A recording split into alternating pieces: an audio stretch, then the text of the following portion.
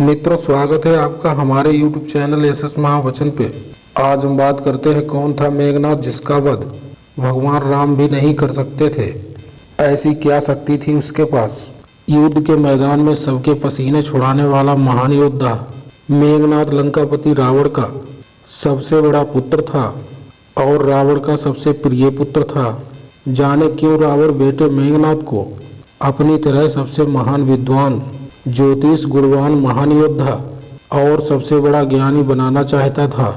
मित्रों, मेघनाद के बारे में जानने के लिए वीडियो को अंत तक जरूर देखें और अगर आप चैनल पर नए हैं तो चैनल को सब्सक्राइब जरूर कर लें और घंटे को दबाकर ऑल पर सिलेक्ट कर लें ताकि रोजाना ऐसी पौराणिक नोटिफिकेशन आप तक पहुंचती रहे।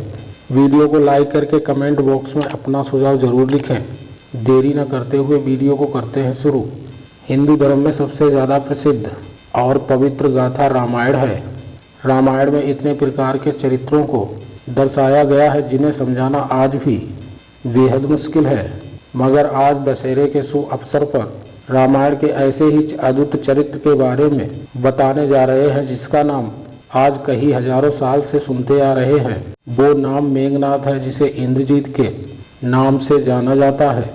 इसलिए आज हम इंद्रजीत के जीवन से जुड़ी कुछ खास बातों को जानेंगे।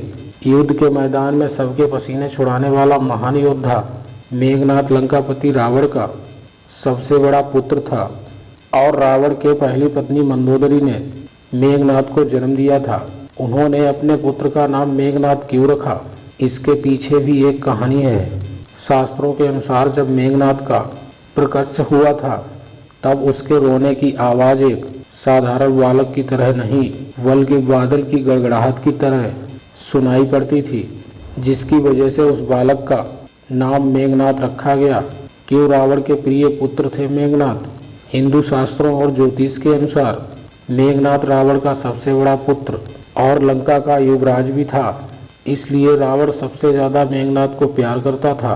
कहते हैं कि जितना बड़ा महान विद्वान ज्योतिष रावण था उससे भी कहीं ज़्यादा गुणवान, महान योद्धा और सबसे बड़ा ज्ञानी वह अपने बेटे मेघनाद को बनाना चाहता था।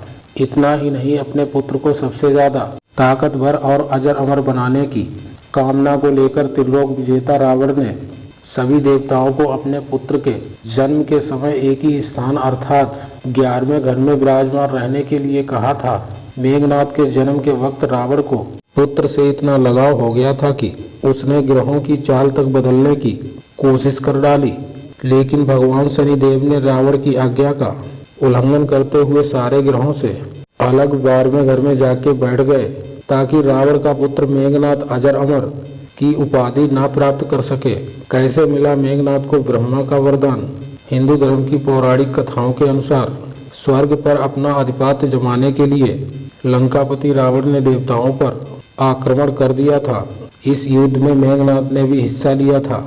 इस दौरान लंकापति पर इंद्र ने हमला करना चाहा तो मेघनाद के पिता को बचाने के लिए आगे आ गया। मेघनाद ने उसी क्षण इंद्र और इंद्र के वाहन ऐरावत पर हमला कर दिया और उसने सभी देवताओं के साथ इंद्र को भी हरा दिया, जिसके बाद इंद्रजीत के नाम से संबोधित किया जाने लगा। युद्ध के समाप्त होने के बाद मेघनाद स्वर्ग से निकलने लगा तो उसने इंद्र को अपने साथ लिया और अपने रथ पर बैठाकर लंका में ले आया।